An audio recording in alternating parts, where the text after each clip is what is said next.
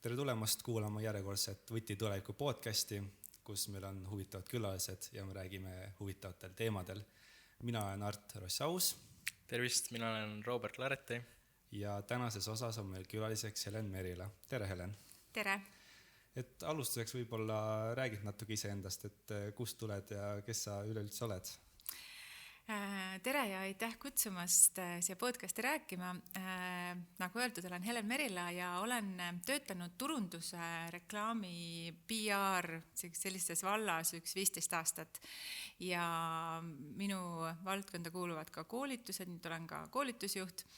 Ja põhiline tegevusala või nii-öelda valdkond on ilubrändid, moebrändid, müük, jaekaubanduse müük, selles mõttes, et meie oleme hulgimüüjad, aga kuna meie firma müüb enamikele suurematele jaekettidele oma tooteid, et siis on hästi palju ka sellist, tootjatega suhtlemist, suuremate moebrändidega üle kogu maailma, ilubrändidega ja nii edasi, nii et töö on hästi mitmekesine ja hästi põnev. Aga võib-olla enne, kui teemaga üldse edasi lähme, siis küsiks, et kuidas sa jõudsid sellise nagu valdkonnani, et kas sa oled kogu aeg nagu tahtnud sellise asjaga tegeleda või kuidas sa jõudsid sinna? Jaa, see on hästi hea küsimus, sellepärast, et ma ise seda ka alati rõhutan, eriti kuna me räägime täna, tuleb meil ju juttu, eks ole, tööotsingutest ja kuidas tööandjale silma paista, siis ma arvan, minu lugu on võib-olla selline inspireeriv ja julgustav päris paljudele noortele. Ma nimelt ei olnud üldse kindel, mida ma teha tahan peale keskkooli lõpetamist, milleks siis tollal oli keskkool, Inglise kolledž, tollal oli 7. keskkool, kuna päris selline karmid õpingud olid selja taga, siis võtsin täiesti aja maha, reisisin mööda maailma ringi, et teadmata üldse, mida ma tahan ülikoolis õppida. Siis ühel hetkel ma otsustasin, ikka ei teadnud, mida tahan õppida, otsustasin, et ma lähen õppima rahvusvahelisi suhteid, sest mulle tundus, et see kuidagi on selline ala, kus saab natukene nii juurat, kui natukene ajalugu, natukene majandust siit ja sealt keeli, et siis ma võib-olla õpingute käigus mõtlen välja, mis ma teha tahan ja ehk siis leian ka selle oma tee. Ja õpingute ajal ma läksin siis väga noorena tööle Estonian Airi stjuardessiks. Väga äge aeg oli see, noorele inimesele täiesti super, 20-ndates reisida mööda maailmaringi, ülitoredad kolleegid, kogu aeg, iga päev oli selline tunne, nagu lähed puhkusereisile, isegi kui oli seal võib-olla edasi-tagasi lennud. Ja mäletangi, et oma ülikooli lõputöö ma kirjutasingi lennukis on need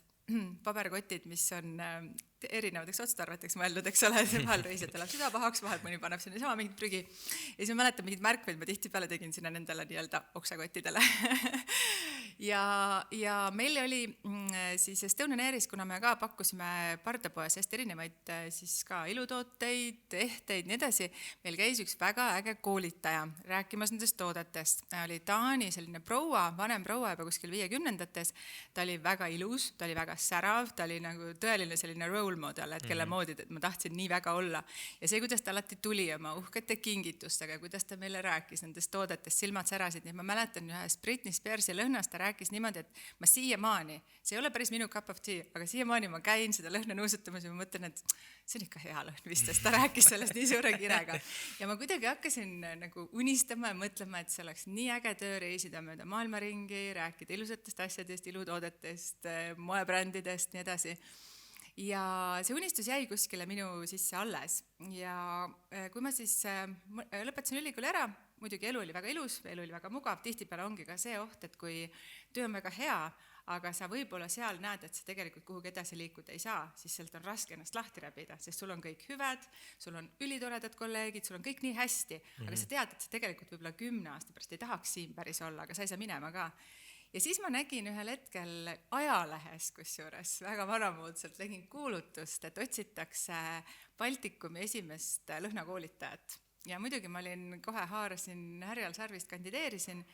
ja ma sain selle koha. Aga kusjuures ma absoluutselt ei teadnud, mida üldse, nagu selles mõttes, et mida ma peaksin seal tööintervjuul rääkima, mida lisada oma CV-sse. Mul oli lisada siin ainult seda, et ma olen töötanud stjuardessina, mul on rahvusvaheliste suhete haridus ja olin käinud ka rahvusvahelistel missivõistlustel siis Miss Airline International ja ma ei osanud mitte midagi muud sinna lisada, sest et noh, ja okei, Inglise kolledž, mis tõepoolest kipub olema, et kui on hea kooli või hea haridus, siis ma vaatan siiamaani, kui me vaatame CV-sid läbi, siis see jääb ikkagi silma alati, et võib-olla see oli ka üks selline, miks võib-olla tõsteti see minu CV kõrvale.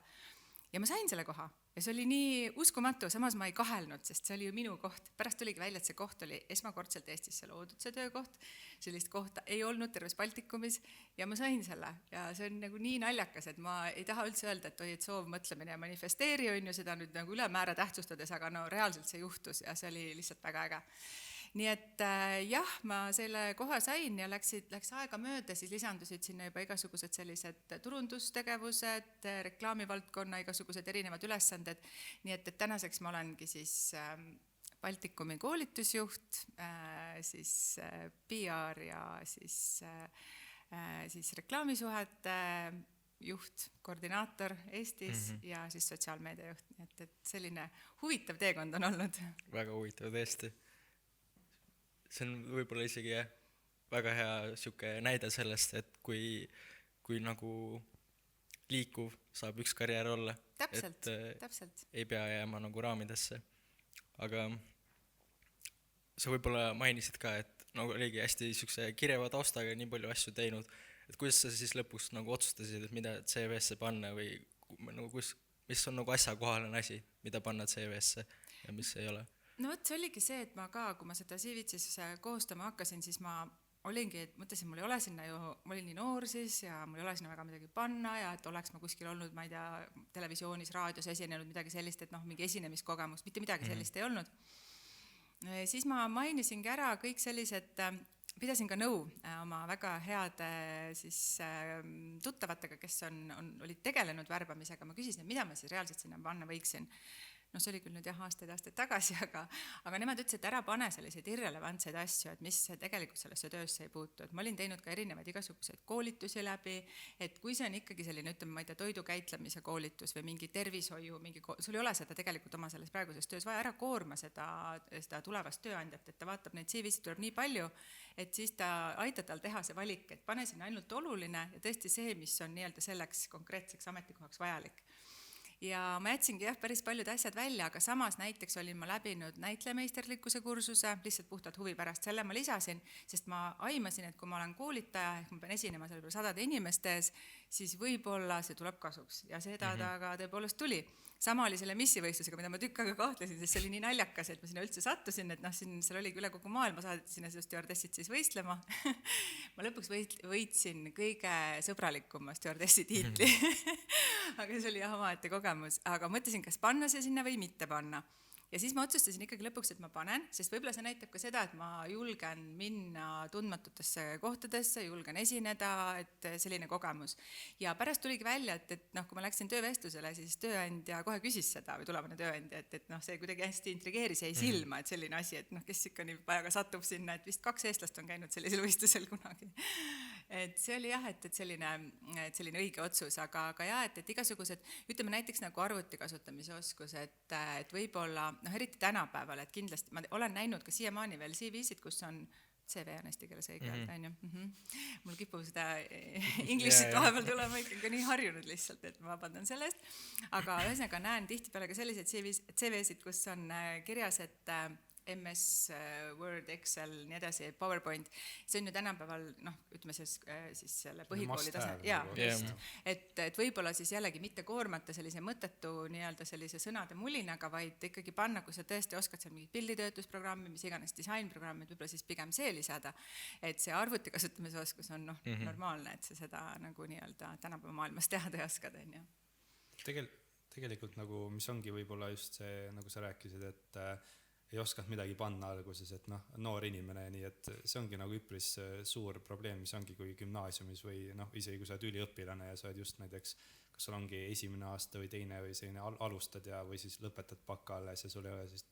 oled seal praktikal käinud, aga sul tahad nagu erialast tööd saada, et võib-olla see ongi raske, et mida panna, mis nagu tundub selline, et kui sa nagu mõtled, et see nagu koormav, see ei ole nagu nii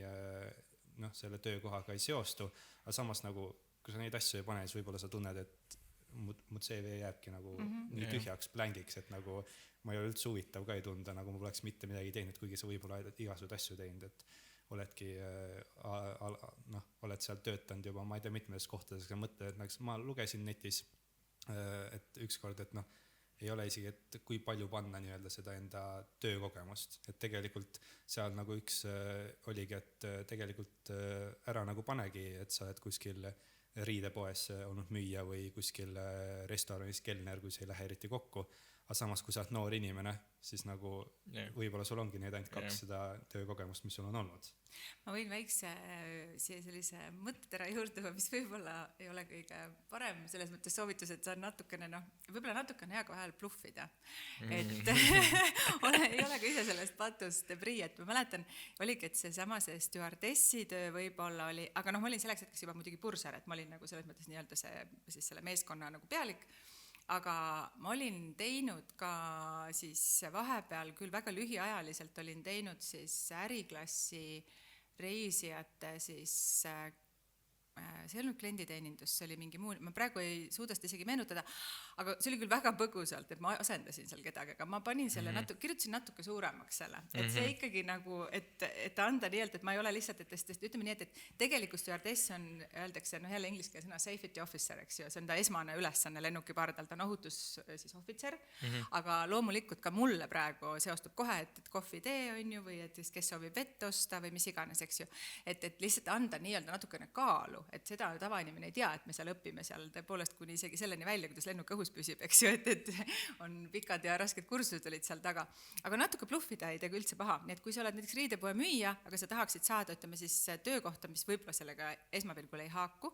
ma soovitan mitte selles mõttes bluffida, et panna ennast kohe poe juhatajaks, aga võib-olla enne selle CV koostamist või kui sa juba nagu, ütleme, mõtled töökoha vahetusele, näiteks küsida ma praeguselt tööandjalt näiteks, et kas ma võin teha järgmised graafikud ise või kas ma võiksin aidata sind millestki, siis saad juba näiteks öelda, et poe juhataja assistent, mis annab kohe jällegi kaalu, et sa ei ole võib-olla mitte lihtsalt ainult seisnud tuima näoga seal müügisaalis, ütleme, ei pea ka seal tuima näoga seisma, aga lihtsalt see, et piltlikult öeldes, vaid sa oled võib-olla teinud ka juba, ütleme siis seda nii-öelda seda dokumentatsiooni, et see on ka hästi tähtis tihtipeale, et kas sa suudad seal hallata mingeid Exceli tabeleid, mida iganes, eks ju, et see natuke annab jälle kohe tööandjale mõtlemist, et ahah. Ja pluss on see, et ta on väga tegus, et ta on suutnud seal ka poes siis ikkagi ronida karjääriredelil ülespoole, nii et natukene bluffimine ei ole kunagi halb. Just seda enam, kui see kogemust nii palju ei ole võib-olla veel, eks ole, noorel inimesel ei saagi olla ju. See võib-olla läheb kokku natuke selle nagu enesemüügiga ka, eks ole, et tööintervjuul jah, et võib-olla see CV ei olnud nagu nii silmapaistev, aga just see tööintervjuu osa on nagu see võib-olla äkki olulisem osa, et see, kuidas sa nagu suudad ennast maha müüa või enda oskusi. Et võib-olla kas teil nagu kogemuse põhjal on mingid head näiteid selle kohta või kuidas teil siiamaani on olnud sellega? Jaa, see ongi, et esiteks juba kui vaadata neid CV-sid, et kindlasti, ütleme, pildiga CV on alati kohe suur pluss, eks ole, aga loomulikult pilt võiks olla selline hästi korrektne, aga alati naeratav, sest et see tundub kummaline, aga tuleb ka aeg-ajalt ja mitte väga harva CV-sid, kus see pilt on väga küsitava väärtusega, kas ta on halva kvaliteedi, väga halva kvaliteedi, siis tekib kohe küsimus, et järelikult ta teebki asju üle jala see inimene, eks, et see annab kohe signaali, et järelikult teda ei huvita väga või et kas ta ei ole sellega hakkama saanud, et miks ta siis hakkama ei saa, et kas ta siis ei tunne üldse mingit pilditöötlusprogrammi või nii edasi, palju küsimusi. Või siis kui see pilt on võib-olla mitte väga sobivas riietuses, ükskõik millisele tööle kandideerida, ikkagi see, isegi kui, ma ei tea, kas või kui ööklubis see üldse mittegi nagu maha tehes, et ka ööklubis võib olla väga äge tantsija, eks ole, aga siis võiks see pilt ikkagi olla selline korrektne, et see annab alati sinust kui inimesest sellise hea pildi. Ja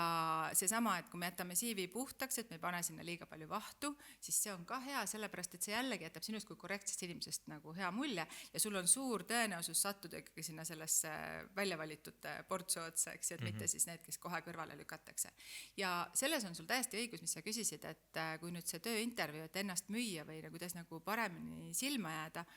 et tegelikult on ju see, et kõik inimesed valivad endale ju kolleegi. Et enamasti võetakse vähemalt sinna vestlusele kaasa, siis need sinu otsesed tulevased kolleegid ja seal sa võid olla maailma kõige parem spetsialist, sa võid olla, ma ei tea, kõige parem müügiinimene, sa võid olla kes iganes, aga kui sa oled inimesena võib-olla liiga võib-olla selline kinnine ja võib-olla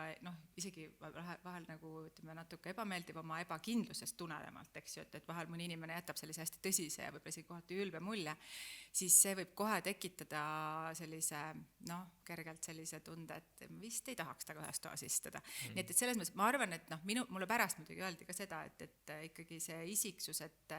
see sai ka määravaks, miks ma selle koha sain, et oli näha, et ma olen hästi õppimishimuline, et ma tahan seda tööd väga teha, ma rääkisin ka selle loo ära,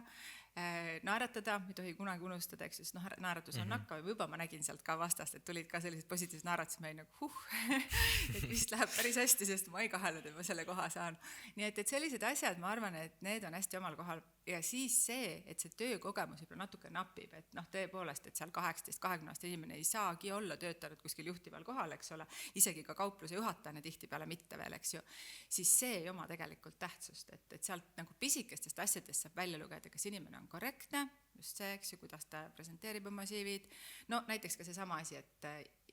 siis email, et ei oleks mingisugune kiisupai 1-3, eks ju, et see kindlasti mitte, seda tuleb ka, et see näitab jälle ära nagu seda, ma ei tea, et kas see on kõige teravam pliiats, kes sellise nime endale üldse valib, on ju, isegi kui sa valid mingisuguseks fake account'iks või mingisuguseks, ma ei tea, et sulle spämmi sinna saadetakse, siis ära tööandjale seda anna, eks ju, et teha ikkagi hästi korralik ka siis see email. Ja just, et kõik see kirjastiil, et ei ole mõtet valida neid igasuguseid erinevaid neid fonte, eks ju, et jällegi ka jätab sellise suhteliselt võib-olla mitte kõige korrektsema mulje ja siis igasuguseid muid illustratsioone, kaunistusi väga ei soovita panna, et ma tean, et on teatud tüüpi inimesi, mis on ka väga okei, et kes ongi sellised lõbusad ja tahavadki kohe endast seal selles CV-s ka jätta mulje, et jaa, et ma olen hästi fun ja lahe tegelane, kellega on tore koos kontoris istuda, aga see tuleb pärast juba välja sinu jutust, eks ju, et sinu CV-s, mis on määrav, on pilt ja kui see pilt on selline päikeseline naeratav, korrektselt riietunud sellise, ütleme siis sellele vastavale töökohale sobiva välimusega ja kui see CV, kui seal midagigi sobib selle töökoha juurde, siis antakse kindlasti võimalus. Sest uskuge mind, eriti praegusel ajal neid CV-sid tuleb meeletult palju ja tuleb ka täiesti irrelevantseid, et kahjuks tuleb ka neid, kes on lihtsalt kohustatud töötukassast raha saada, on kohustatud oma CV-sid saatma, et sealt siis ütleme selle tulevase tööandjana sealt välja praakida, et mis on siis oluline või kes võib-olla tõesti tahab meile tööle tulla või keda meie tahaksime, siis ütleme seal, et võib-olla sellest 200 CV-st seal ütleme 10% on hästi, kui on sellised okei CV-d. Ja aga samas silma paista nüüd, eks ole, võib-olla see on tõesti väga hea tegija, aga me isegi ei kutsu teda sinna vestlusele, me ei saa kunagi teada, kes ta on, sest tal ei ole võib-olla pilti, tal on seal, ma ei tea, ongi seal pannud oma MS Word, Excel, PowerPoint, mida iganes, et oskused, siis see juba ei ütle meile mitte midagi. Jah, see on võib-olla, ma olen lugenud eelnevalt, et hästi palju, vähemalt USAs on see töö on nagu mingil määral automatiseeritud, et sul ongi mingid CV-programmid, mis leiavadki selliseid vigu ülesse mingi märksõnade järgi ja need automaatselt nagu eemaldatakse, et kui palju see Eestis on ka levinud, kui nagu ongi, kui te ütlesite, et 200 CV-d tuleb, siis ma ei usu väga, et iga inimene üksi haaval vaatab need CV-si läbi. Meie firmas me vaatame ise läbi, meie ei ole automatiseeritud ja ma pakun, et kindlasti neid firmasid on eriti suured kontsernid, olen isegi kunagi kandideerinud sellisesse kontserni ja ma isegi ei tea, ma olen vestelnud ka oma tuttavatega, kes töötavad suurtes kontsernides, kus ka töö tulemusi hinnatakse mingisuguste testide põhjal ja kõik on kuidagi hästi selline nagu üldistatud.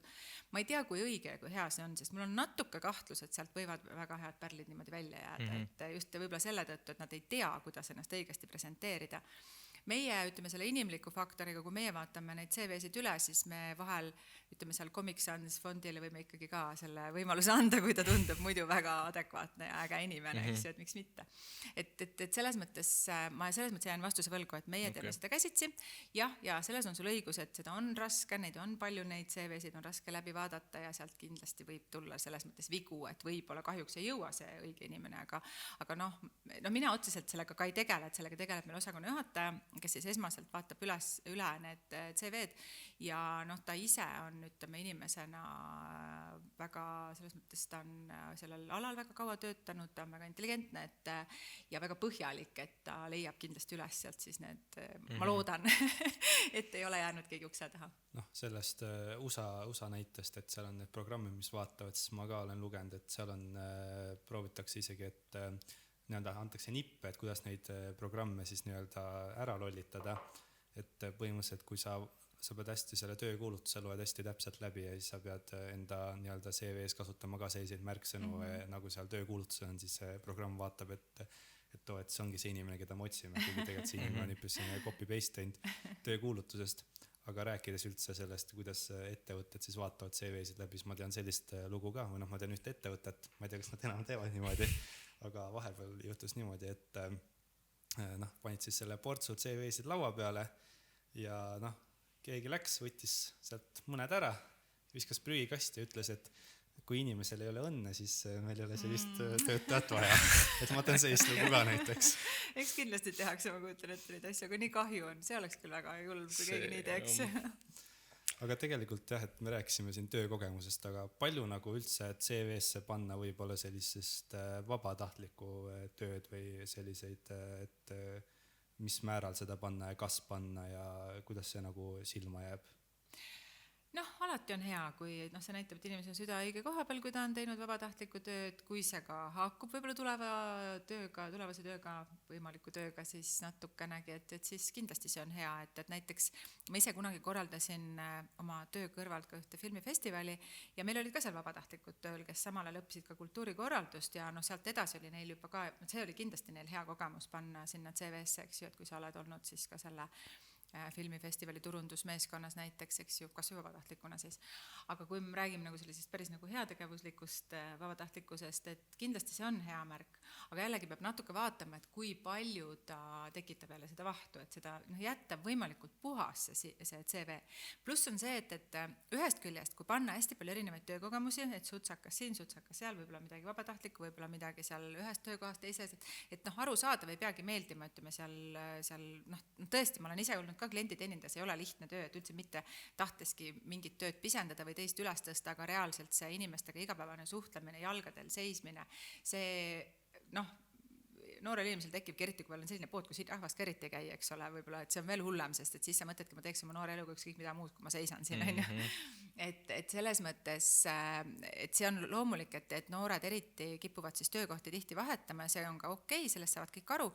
aga ikkagi ma võib-olla soovitan natukene mõelda ja jällegi vaadata, hoida see CV võimalikult puhas, et see ei huvitagi tegelikult kedagi nii palju, et aga miks sul siin see auk on aastane, miks sa siis ei töötanud, et võib-olla isegi neid daatumeid sinna mitte nii väga panna, et vahel ei ole ka väga hea märk liiga palju erinevaid töökohti panna, sest see jälle näitab seda, et see ilmselt ei ole püsiv, et sa tohutult otsid kogu aeg midagi, et võib-olla sa tuled ka meile niimoodi korraks läbisõidule, eks, et oled kohe jälle kuskile ära minemas. Et võib-olla jah jätta, ma ütlengi, et seal ma soovitan ise hästi kriitiliselt see üle vaadata, sest ega minu CV ei olnud ka sugugi tegelikult, ma siin räägin praegu ilusat juttu, ma mäletan ainult head, aga ma ei julge isegi välja otsida, eks seal oli ikka kõigasugused prohmakaid veel ja ma kindlasti soovitan nõu pidada võib-olla mõne, kas siis oma vanematega näiteks, mõne sugulasega, kes võib-olla töötab mõnel sellisel kohal, kas või lähedaseltki, kus te tahaksite tööl olla või sellises firmas on ju.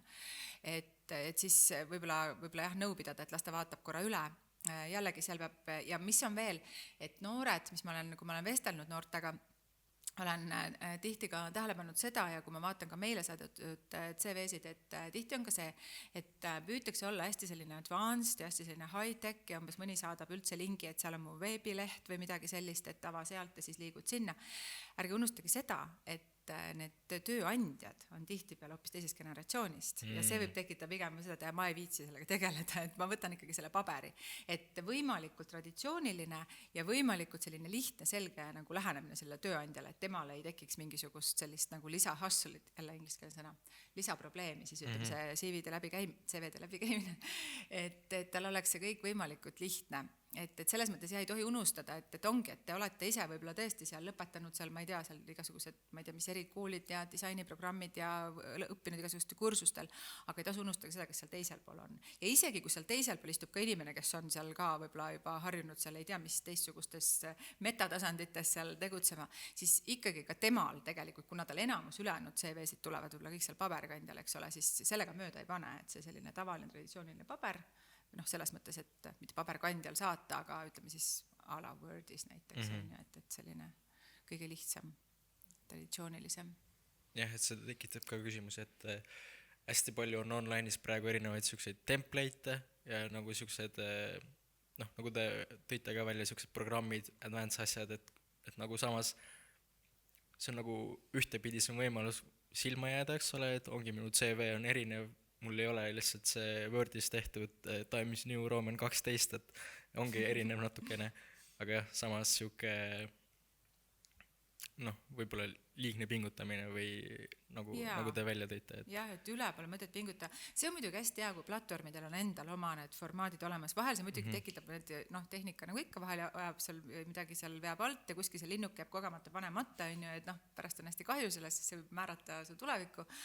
Aga selles mõttes on hea, et siis jääb ära see, et umbes, et seal kellel on, mõnel on seal mingi roosa taust valitud, seal võib-olla sellele Wordile, nii edasi. Et selles mõttes see on hea, aga lihtsalt tulla, valmis olla ka selleks, et võib-olla vahel, kui mingit tööd väga tahta, siis tasub ka ise pommitada tööandjaid, eks ju, et näiteks meil oli ka hiljuti oli juhus, kus otsisime ka ühte inimest enda tiimi ja meiega oli tegelikult ka juba mõndagi tagasi ühendust võtnud üks tütarlaps, kes väga hästi tegelikult sobitus just sellele tööle ja sellesse meie tiimi ja ta muidugi kandideeris uuesti, aga meil oli kohe tema nimi juba meelde jäänud kuskil, meil tulnud see meelde, et oli varem ise saatnud juba oma CV meile, aga kui me nägime uuesti seal kandideerijate seas tema nime ja CV-d, siis meil tuli ta meelde, et selles mõttes on jällegi tuleks ikkagi valmis olla või enda jaoks ka, kui te hakkate seda platvormil täitma, seda CV-d, ütleme ette antud siis mingite vastuse variantidega, et kui teil on kõrval see enda koostatud, et sealt on hea ju võtta neid vastuseid või midagi meelde tuletada või midagi vaadata, midagi kahe silma vahele ei jää, et selles mõttes see nii-öelda tavaline Wordis, seesama, mis sellest tõid, et see kõige klassikaline, see võiks olla kuskil ikkagi seal mingites failides olemas, et siis seda alati nagu vaadata üle. Võib-olla see, et LinkedIn on hästi populaarne just viimasel ajal, et kuidas nagu seda, palju seda vaadatakse, et kumb trumpab nagu üle, et CV või LinkedIn, et LinkedIni ka kasutatakse nagu nii-öelda sellise CV asendajana või nii, et palju seda vaadatakse üldse? No ma pean ütlema, meie ei ole LinkedInist endale inimesi leidnud. Küll, aga loomulikult on LinkedIn selles mõttes on üks kõige viisakamaid sotsiaalmeedia platvorme, sest keegi ei julge seal midagi väga seal kõvale ka karjuda ega mingi sõimata kedagi. Et selles mõttes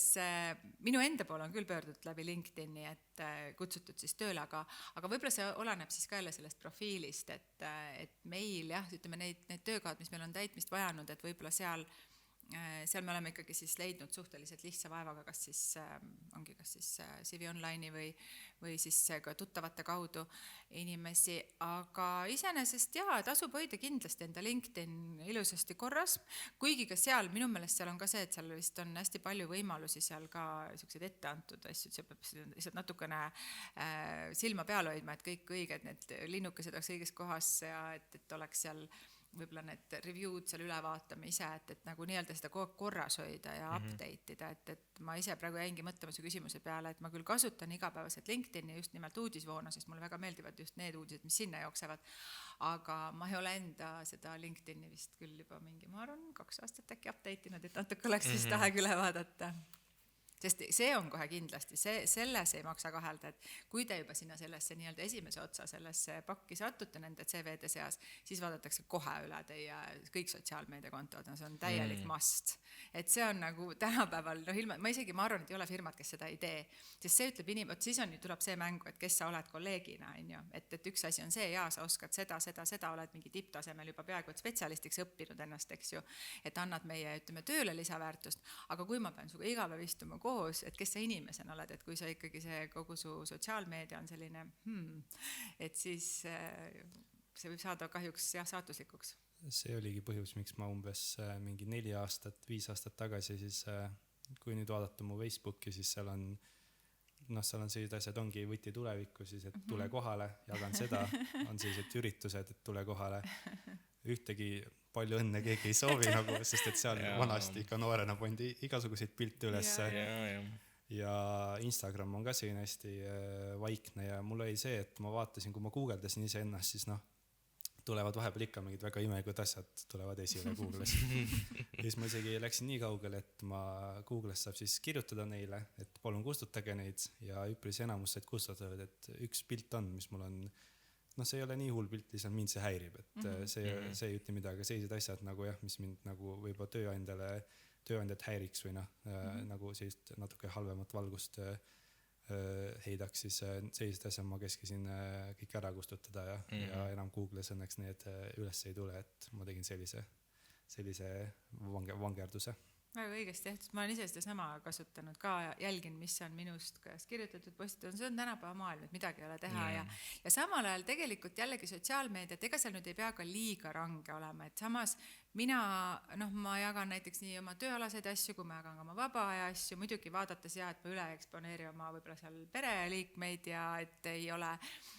võib-olla seal liiga palju sellist asjasse mitte puutuvat, siis mitte kellessegi mitte puutuvat, et võib-olla isegi, kui sõbrad on minuga niikuinii kaasas kuskil mu ägedates seiklustes ja reisidel, et mul ei olegi vaja seda sinna jagada, saab ju alati panna ka close friends, eks ju, Instagramis, aga ma mõtlengi seda, et tasub ikkagi ka näidata, et kui ongi, et tegeled mingi laheda spordialaga, käid kuskil lahedal, kas või tõesti reisil või mis iganes loed mingit huvitavat raamatut, tahad seda jagada, see on kõik väga okei, et lihtsalt ongi mõistuse piires, et vaadata seal, et jah, et selliseid väga selliseid võib-olla väljakutsuvaid asju, et ei soovita, et ükskõik millisel tööle asudes, et isegi kui on see töö iseloom selline, ütleme mingi meelelahutaja näiteks, eks ole, aga tööandja tahab ikkagi kindel olla, et te inimesena olete selline, ütleme meeldiv ja stabiilne ja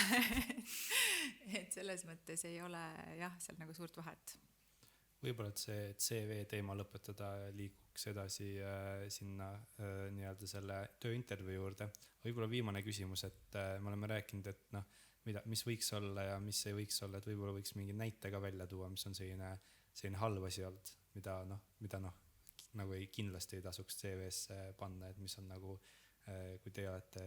enda ettevõttes, siis vaadanud neid CV-sid, et mis on nagu kohe tekitan sellise mõtte, et vot seda inimest küll ei tahaks enda nii-öelda töökaaslaseks. Võib-olla ongi siis võib-olla valesti valitud pilt, taipod igasugused, mis on inimlik, mul endalgi tuleb taipasid iga päev ja saadan pressiteate välja, siis vaatan, pealkirjas oli väga nõme taipo, ikka juhtub, eriti kui mitu asja on korraga tules, aga üldiselt CV seda sa teed nii rahulikult ja nii kaua ju, et see on sul tegelikult ju kogu aeg olemas ja sa saad lasta vanemal, ma ei tea, sõbrannal, kellel iganes selle üle vaadata. Et selles mõttes, kui on taipod sees, siis see kohe jätab sellise mulje, et ta vist väga ei ole üldse oma elust ja karjäärist huvitatud. Ja igasugused sellised ka, ütleme, suured, väiksed algustajad, need hakkavad silma. See tundub võib-olla selline, see on nii väike detail, aga ta hakkab silma. Seda enam jällegi te ei tea, kes teil seal vastas on. Et seal vastas võib istuda eesti filoloog, eesti keele filoloog ja siis ta on väga sellest häiritud, kui te seal teete selliseid kummalisi vigu. Et selliseid asju kindlasti vältida ja nagu sai enne ka mainitud, et see CV ülekoormamine, et see on kindlasti, keegi ei viitsi 3 leheküljelisi, see peaks mahtuma 1 leheküljele, päriselt kõik, kogu haridustee, võib-olla seal kiire kokkuvõtte karjäärist ja ka mõne sõnaga võib-olla väga niimoodi meeldivalt ja lühidalt võib-olla sellest ka, et kes te inimesena olete, et mina näiteks alati mõne hobi või midagi sellist toon sinna välja, sest et ongi, kui terve kollektiiv armastab käia mägedes suusatamas ja kui ma panen ka, et mul on lumelaudu roinud, siis tule meile, et kui sa muidu ka sobid väga hästi, eks ju, et miks mitte. Võib-olla üks asi veel siia just, mis ta välja tõite ka, see kehtib nii CV-l kui ka tööintervjuu, ma ütleks, et isikuomadused, et kuidas sellega on? Et kas see on nagu siuke veits klišee öelda, et et ma olen töökas, ambitsioonikas, motiveeritud noor inimene või nagu ongi, või kas see on juba pigem nagu ülekoormamine? Mina arvan seda, et nendes CV-des ei ole mõtet klišeesid väga karta, et vaata siin ka sa just enne rääkisid, eks ju, sellest, et kuidas, eks ju, et ära petta neid süsteeme, eks ju, et kasutadagi neid samu sõnu, keda otsitakse, neid omandussõnu, eks ju, et oma CV-s nii edasi, ja tegelikult me oleme ise ka nii-öelda selles mõttes veidi nagu masinad, et kui me hakkame kedagi otsima, meil on ju selgelt endal ka mingi mõte, keda me otsime, et hea meeskonnamängija, võib-olla seal, eks ju, kohusetundlik, ma ei tea, seal kiire, taibuga on ju, suudab töötada ka üksi. See on täiesti okei kasutadagi neid nii-öelda klišee sõnu, et minu meelest, kas see oli LinkedIn äkki isegi lausa pakkus neid sõnu välja, et see ei jää hätta, sa saad sealt kohe valida, et ära siis klikata, mis sa arvad, et sinuga haakuvad. Nii et ma arvan, et neid ei tasu karta, küll aga seal võib-olla natuke ka ise nagu kriitiliselt vaadata, et võib-olla sellist nagu, ma ei oskagi öelda, näiteks ma ei tea, mingi empaatiatundeline või empaatiavõimeline, kas see on oluline su selles töös nii väga, et kui sa tõesti just võib-olla loomade varjupaika tööle ei asu või ütleme sotsiaalhoolekandesse, eks ju, et siis see on oluline, aga vaadatagi, et mis jällegi sinu tööga võib-olla haakub. Pluss siis väike selline asi, et mis on siin inimesena ka, et olen, ma ei tea, et mul on öeldud, et toon tihti inimestele naeratuse näole. Super, see on nagu selline väga väike lihtne asi, mis tuleb sealt nii-öelda ametlikust CV-st siis nagu korraks välja, aga annab tööandjale kohe, et kui ta seda juba ütleb, et järelikult, siis ta seda juba teeb, on ju. aga kuidas seal tööintervjuul on, nagu ma kujutan ette, et ongi, kui sul on see top 10 nii-öelda ja sa kõik 10 inimest räägivad täpselt sama juttu, täpselt samad isikuomadused ja kõik on motiveeritud, kõik on ambitsioonikad, et nagu noh, kuidas siis selle balansi leida, et see, et nagu kuidagi silma jääda, et sa oled kuidagi erinev versus see, need märksõnad, et noh. Esiteks seda ei juhtu, et kõik täpselt sama juttu räägivad, alati on kellelgi võib-olla seal 1 või 2 asja, mis on natuke teisiti, natuke paremini, võib-olla natuke vajaks veel lihvimist, aga millega silma jääda, ma ütlen täpselt seesama asi, et naerata, ole hästi rahulik, enesekindel, sest mitte midagi ju ka ei juhtu, muidugi see võib-olla tõesti sulle elu küsimus, et see töö saada, et umbes maksta ära oma üür, eks ole, alustada oma elu, see firma on sulle meeldinud, see töökoht on täpselt sinu, nagu mul oli, eks ole, ma pean selle saama. Aga samas on see, et elu läheb ju edasi, mitte midagi ei juhtu, nii et need sit back, relax and smile, noh, ma ei oska eesti keeles paremini öelda, et hästi nagu vabalt ennast tunda. Samal ajal loomulikult ikkagi mitte siis, noh, võib-olla seal jalgu lauale päris panna, et olla siis selline vestluspartner, keda te võib-olla ise tahaksite näha või kes paneb teid ennast hästi tundma. Et kui mõelda, noh, et ütleme sellised omadused, mida te, ja isegi kui see tööandja istub seal sellise suhteliselt kivinäoga, seda nad teevad ka tihtipeale, et pannagi siis nii-öelda nagu testida. Et näiteks ma mäletan, kui mina läksin tööle, siis mul oli sellest, mitu vooru oli vestlusvooru ja viimases voorus vist terve kontor oli tulnud kuulama ja ma pidingi tegema sellise minikoolituse, noor, kogenematu, tegelikult üldse ei tea õieti, mida see tööandjast kujutab, kohutavalt kartsin avalikku esinemist, tohutult. Mul oli 2 suurt hirmu elus olnud, üks oli lennundushirm, see hirm lennata ja teine oli siis esinemine. Ja mõlema siis tegelesin nende hirmudega, lennatama enam ei karda, võingi kohe vahemärkusena öelda, et mis meil Eestis praegu Nordica vist? No, eksisteerib vist ikka veel. Just, praegu. Aga Estonian Airiga oli küll ja ma olen täitsa kindel, et Nordicaga on sama, väikeste lennufirmadega on alati see, kõik lennukid on nii peensusteni kontrollitud. Seal ei saa keegi lubada seda asja, et umbes, paneme veel aasta peale lendab edasi, et seal on ikkagi nii, et iga asi, mingi väike tuluke natukene vilgub kohe, võetakse lennuk nagu käigust maha ja meil Estonian Airis oli ju see, et Märski lennukid toodi isegi siia kontrolli. Nii et ja meie lendurid muidugi, noh, kõige paremad. Nii et see kuidagi kohe kadus see lennuhirm. Esinemishirmuga oli sama, et kui ma siis pidin siis selle suure siis selle kolleegiumi eest siis oma seda nii-öelda mini-presentatsiooni tegema, noh, mul on paar sellist apsakat, mis ma tegin tohutult hästi meeles, et kus ma ei leidnud seal õigeid sõnu, kuigi see oli nii 15 aastat tagasi, aga ma ikkagi, ma teadsin, et võt seesama siis mitte see isegi sit back and relax, vaid oli see just smile and wave. Ja seda ma olen siiamaani kasutanud, ma väga ei tea, millest ma räägin või vahel on mingi selline, et noh, koolitusel ka, et läheb midagi meelest ära. Siis ongi see, et naeratad ja oled hästi sõbralik, hästi meeldiv ja tegelikult inimesed, noh, tunnevad ennast hästi, seal ei ole nagu vahet isegi, et siis muidugi päris nii ka ei saa olla, mitte midagi ei tea, et midagi ikka pead rääkima, aga just, et see selline mõnus, positiivne ja vaba olek, et pigem kui see selline hästi hirmul ja krampis, et see kindlasti annab alati eelise. Sest jah, ma kordan veel kord, et kõik tööandjad valivad ikkagi endale alati meeskonnaliiget, kolleegi ja kui sul vähegi on isikuomadusi, mis ja ütleme siis ka haridust või kogemust, mis võiks sobida selle kindla töökohaga, siis uskuge mind, sellisest meeldivast inimesest on palju lihtsam vormida siis see täiuslik kolleeg, kui siis sellest inimesest, kes võib-olla on, noh, näed kohe, et temaga võib probleeme tekkida, aga tal on mingi meeletult hea seal taust, eks ole, et siis pigem jah, see on nagu hästi oluline. Mul on üks hea kogemus tööintervjuul, et see on paar aastat tagasi. Et noh, ma tööintervjuul, noh, praegu mul on tätoveeringud näha. Kui ma tööintervjuule tavaliselt lähen, siis ma vaikselt tõmbad niimoodi, on ju. Et noh, kuigi nüüd aastastega see muutub loomulikult, mida aeg edasi, seda vähem nagu seda nii-öelda pannakse, noh, kuidas ma ütlen, pahaks või vaadatakse natuke teistmoodi, et nüüd siin isegi uuringud näitavad, et tänapäeval on isegi rohkem inimesi, kellel on tätoveeringud kui need, kellel ei ole. Aga no eks see vanasti oli kindlasti see tugevam, et noh, kui tal on tätoveeringud, vaata vangla või mingi selline. Ja siis ma mäletan, et siis kui ma paar aastat tagasi läksin, siis ma mõtlesin, et mis seal ikka vaata, et ma olen selline, et näitan on ju enda tätoveeringuid. Sain edasi esimesest voorust, sain teisest voorust ka edasi, sain isegi tööle sinna. Ja ma mäletan, et üks kord siis mingi paar nädalat hiljem see kes esimeses voorus minuga siis tegi intervjuus, oli 2 inimest, üks neist siis ütles mulle, et kuule, et kui sa alguses sisse tulid, siis ma vaatasin, oi kurat, mingid tätoveeringutega vend tuleb jälle, mis sealt nüüd tuleb.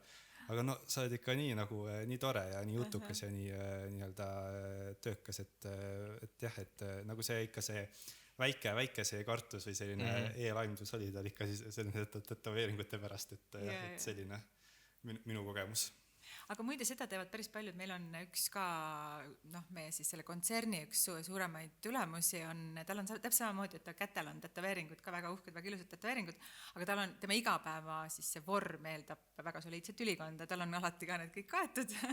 aga samas, noh, sotsiaalmeedias, noh, muidu ta on väga selles mõttes ka sportlik ja selline ka siis Ironman, et ta seal näitab küll oma tätoveeringuid julgelt ja uhkesti ja loomulikult kõik ülejäänud kolleegid seda teavad, aga see ongi täiesti fine, et kui olukord nõuab, et sul on ülikond, siis sa saad ära kätta. Jah, et mul on ka endal see reegel alati, et noh, kui ma teen siis noh, sellistest kohtadest, et ongi, et kui ongi ülikond, siis nagu ei ole näha, et saab nagu peita, et ei pea versus kasutama. Minu tätoveeringud sõrmedel. Ja, et seda ma ütlesin ise endale, et siit randmest edasi poole ei lähe. No sellega on ka, et kui ma olin Estonian Airis stewardessina töötasin, siis ma mäletan, et meil oli hästi karmid reeglid olid ka, et ei mingeid piercinguid, neid igasuguseid kõrvaauke, liigseid, ei mingeid ninarõngaid, ei värvitud juuksed, ainult kui et ongi blondiks või brünetiks naised, meestel täiesti out on ja noh, kõik võimalikud tätoveeringud, ei, no. Ja siis me alati vaatasime, me kohtusime ikkagi teiste maade tiimidega ka ja siis SAS-i need stewardessid olid alati nii coolid, kõigil olid ägedad tätoveeringud, poistel olid juuksed püsti aetud, ära blondeeritud, kõrvauk oli igas suuruses, igasuguseid ja nad nägid nii lahedad välja, nende vormid olid alati sellised hoopis nagu, noh, ei olnud nii ranged, aga noh, see ongi jällegi see, et mis kultuuriruumist me tuleme, eks ole, seal on see vaba ühiskond, me olime just saanud siis nii-öelda, noh, mõni aeg küll juba, aga siiski oli veel nagu pikk tee minna. Ja noh, praegu jah, me siin rääkisime tätoveeringutest, et mul on sõrmedel tätoveeringud, et ma tegin tegelikult suhteliselt hiljuti, ammune selline unistus, aga ma arvan, et mu praegusel tööl, et kui mul oleks need tätoveeringud olnud, see oleks mulle kasuks tulnud. Sest ka praegu, ütleme nii, et kuna ma töötan umbes 40 brändiga, on selliseid brände, mis eeldavad sellist hästi niisugust ka soliidset välja peetud sellist välimust ja tihti on ka selliseid teleinimesi, võib-olla mingeid selliseid filmimisi. Ja siis ma üritan seda kätt pigem nagu, noh, mitte nii palju eksponeerida, et noh, kas ma kahetsen seda tätoveeringu tegemist? Kindlasti mitte, mulle väga meeldib, ma olen ise väga-väga rahul, see olen mina, aga võib-olla jah, töö mõttes, et noortel ma soovitaksin jah, kas minna seda teed nagu sina, eks ju, et sa saad alati ära katta kui vajadusel, aga jah, et no lihtsalt, et tagadagi see, et te saate igale poole kandideerida, eks ju, et noh, ongi, et Lil Peep oli väga cool oma nendele näotattuudega, on ju, et no tõesti, mega ilus ja ma tükk aega kaalusin ise kavatsen, et nii äge oleks teha mingi lahe siuke murtud südas ja aga no see lihtsalt nagu võtab sult mingid võimalused ära, et noh, kahjuks nii on, et noh, ütleme, ma ei tea, no Jaapanis võib-olla seal kuskil suursaadikuks enam ei saa, sest Jaapanis siiamaani on see vangla, eks ju, või maafiaga seotud on need tätoveeringud, on ju. Et jah, mitte välistada enda jaoks mingeid töökohti, siis olla ettevaatlikum natuke nende tätuudega. Võib-olla üldse siis nagu välimuse koha pealt, et ka tundub hästi loogiline, et jah, sa tuled tööintervjuule, sa oled nagu viisakalt riides, ülikonnas võib-olla isegi, et mis on nagu siuke ka võib-olla vead, mida tehakse äkki riietuse või välimuse koha pealt? No alati võiks välimus olla korrektne ja puhas, et seal ütleme nii, et noh, loomulikult ei pea olema minema kohe shoppama, eks ju, ostma endale tutikad kingad ja tutika ülikonna või siis, ma ei tea, selle uue kleidi, aga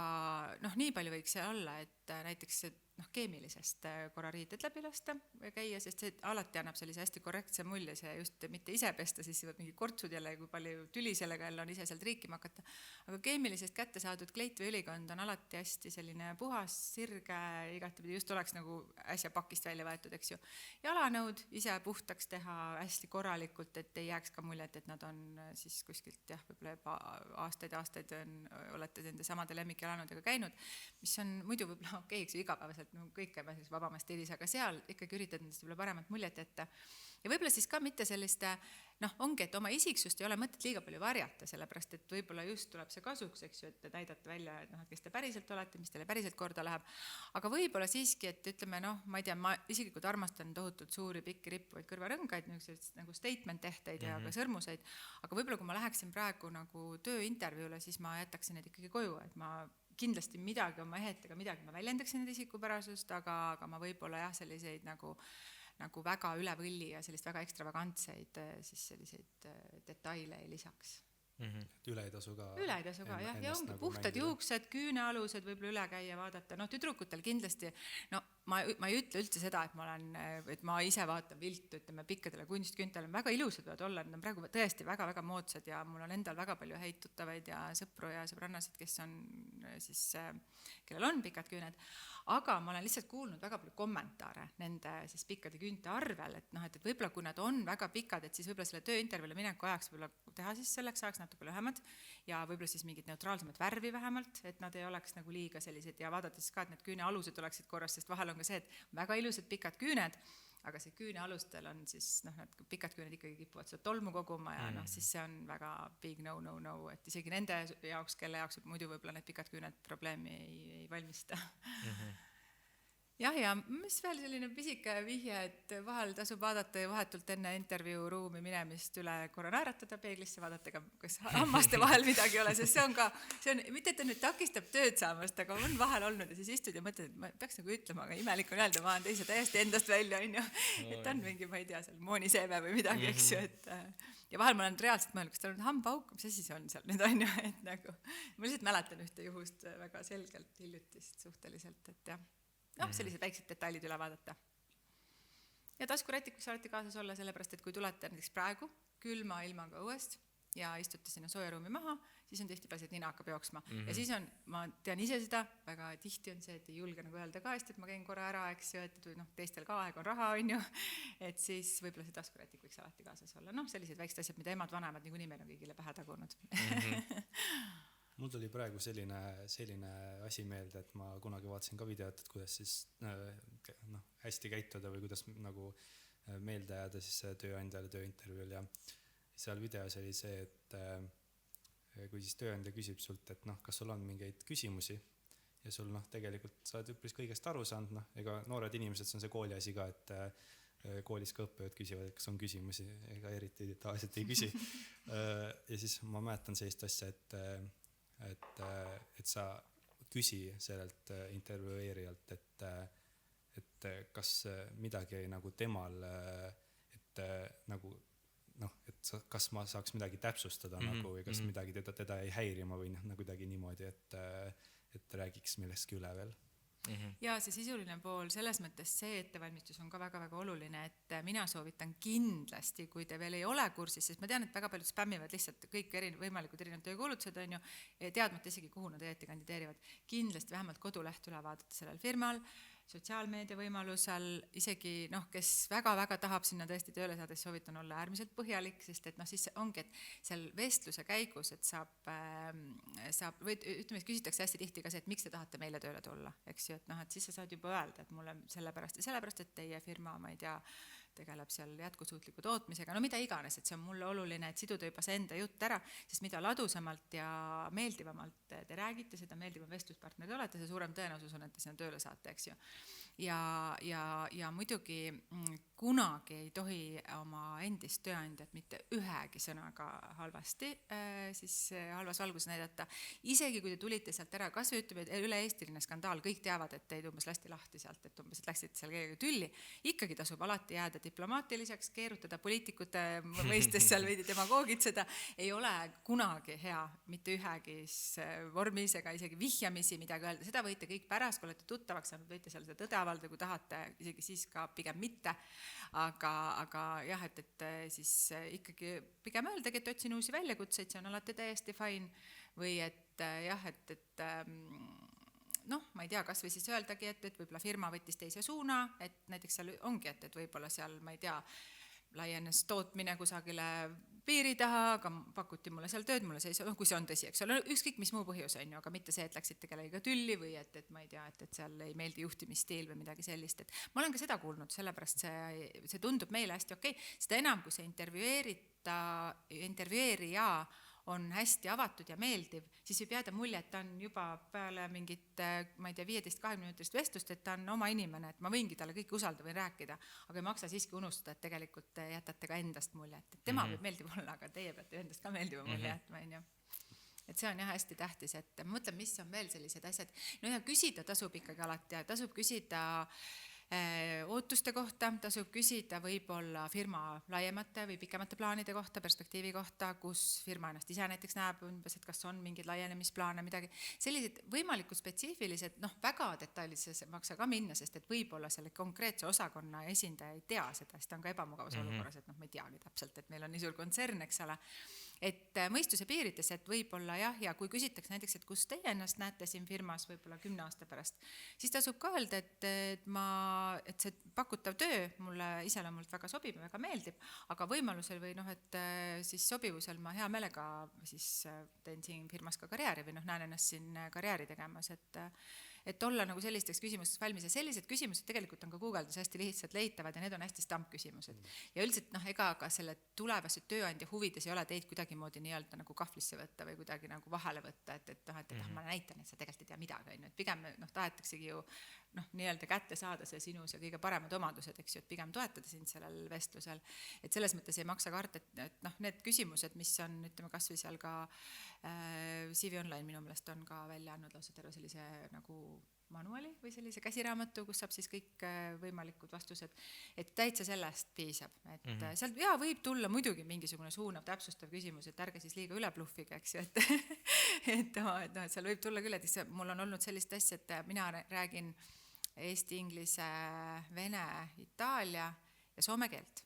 Aga nüüd ma olen hakanud täpsustama, sellepärast, et on olnud selliseid vestlusi, kus ongi minu poole siis pöördutakse selles konkreetses keeles. Näiteks soome keelega on nii, et ma olen sellest põlvkonnast, kes vaatasid kodus Soome TV-d hästi palju. Ma saan väga hästi siiamaani soome keelest suurepäraselt aru, aga rääkimine on väga raske, sest väga paljud eestikeelsed ja soomekeelsed sõnad on täiesti erineva tähendusega, eks ju. Ma ei julge rääkida, ma kardan nagu jääda naerualuseks. Ja sama asi on, et ütleme, kui ma teeks prompt midagi küsida, et midagi väga spetsiifilist seal, näiteks ma ei tea vene keeles, et ma ei jää kindlasti hätta, ma midagi saan öeldud, aga natuke võib-olla nii, et kui te selle need keeleoskused ka panete, siis ära täpsustada, et mis tasemel see võib-olla on, või siis üldse mitte panna, et kui tõesti te rääkimisel ei tunne ennast nii kindlalt, sest vahel tööandjad seda võivad küll teha, et hakkavad siis sellest konkreetses keeles rääkima. Üks asi, mis ma veel praegu mõtlesin, on tööintervjuul, et siukse name droppimine nii-öelda või et nagu, et kui sa tead mingit inimest sealt ettevõttest, sul on juba mingi head tuttavad või nagu sa juba tunned kedagi, et kui ei, kas see tuleb pigem kasuks, pigem halvaks, et see võib-olla ma mainiks seda, mul tuli veel muideks, ma rääkisin ise enda kogemusest, siis mul tuli pärast välja, et minu üks parimaid sõbrannasid oli või on minu siis selle osakonna juhataja või siis otsese ülemuse sugulane. Aga ma ei teadnud seda, ma küll teadsin, et ta töötab iluvaldkonnas, aga ma niimoodi ei teadnud nii täpselt ja alles viimases voorus siis mul kuidagi plahvatas, et ma küsin ta käest. Ja siis see tuli nagu välja, et mõnes mõttes võib-olla tõesti ma oleksin saanud öösel rahulikumalt magada, kui mu sõbranna oleks võib-olla seal hea sõna kostnud mu eest või midagi, aga teisest küljest ma saan öelda praegu südamerahuga, et ma sain sinna tööle, sest ma olin seda väärt nii-öelda, eks ju, või ma ise tegin selle. Sellega ka ma usun, et paljud nõustuksid ka sellega, et võib-olla see name droppimine selles mõttes ei ole nii hea, et võib-olla see inimene ei ole seal nii ees kirjas.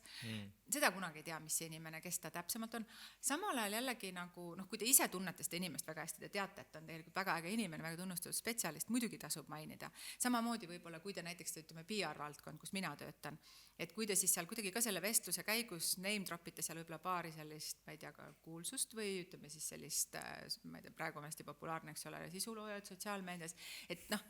mitte muidugi üle võllimine, see mitte seal sellise, mõjudes sellise veidi arrogantse eputamisega, aga võib-olla kui niimoodi kuidagi nagu sobitades see sinna jutu vahele, et see on kindlasti pluss, et siis see juba säästab väga palju aega ja vaeva, et okei, et temaga on lihtne, et ta julgeb inimeste poole pöörduda, ta saab hästi läbi, ta tunneb seda, neid on meil nii vaja, eks ole, et see on nagu hea selles mõttes selline, ma ütlengi, et igas asjast tasub alati kaaluda, et kas see on asjakohane, kas see toob mulle kasu või kahju pigem ja siis kuidagi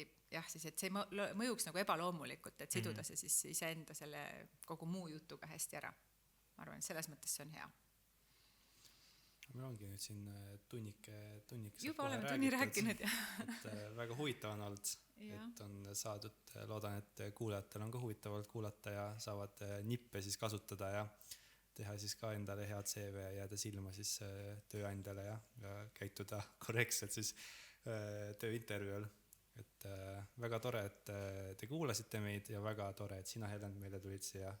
leidsid aega, et meile tulla siia podcasti rääkima. aitäh, tõesti oli väga tore, ma sain ka teie käest nii palju uusi huvitavaid mõtteid ja minule võib ka alati kirjutada, ma Insta DM-ides vastan kõige kiiremini, kui kellelgi on küsimusi iluvaldkonna või PR-suhete, kuidas selles valdkonnas näiteks tööle asuda või mida teha või mida õppida, siis ma olen ka alati hea meelega valmis aitama. Võib-olla lihtsalt et ma tean, see PR-valdkond, see on tegelikult hästi selles mõttes selline atraktiivne, eriti võib-olla seal noorte tüdrukute seas, eks ole, ütleme moe iluvaldkond ja siis sellega tegeleda, et millest alustada kindlasti siis vaadatagi selline ka laiapõhjaline võib-olla haridus, ütleme seal diplomaatia suunal võib-olla keeli osata, selliseid asju, aga jah, nagu öeldud, et kui on vaja nõu, ma hea meelega aitan, et võib mulle kirjutada Instasse näiteks, see on kõige lihtsam, seal ma olen kogu aeg oma töö tõttu. Nii et aitäh teile ka. Aga väga tore oli ja kohtume siis järgmises episoodis. Kohtumiseni. Kohtumiseni.